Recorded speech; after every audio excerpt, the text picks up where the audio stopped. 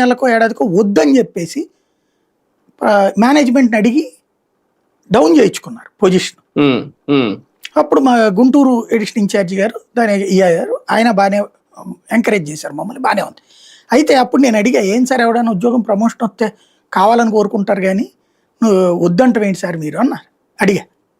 అడిగితే అప్పుడు ఆయన చెప్పిన సూత్రం నాకు స్టిల్ నవ్వు గుర్తు.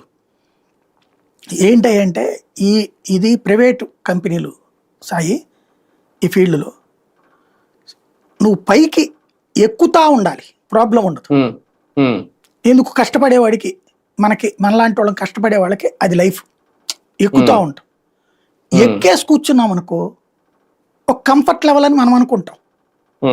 ఎక్కేసి కూర్చున్నాక మేనేజ్మెంట్ చేతుల్లో ఎట్టుంటది, అక్కడ కొండ పైకి ఎక్కేసావు నువ్వు, నీకున్న ఆఫర్ ఏంటి, దిగడమా ఉండిపోవడమా?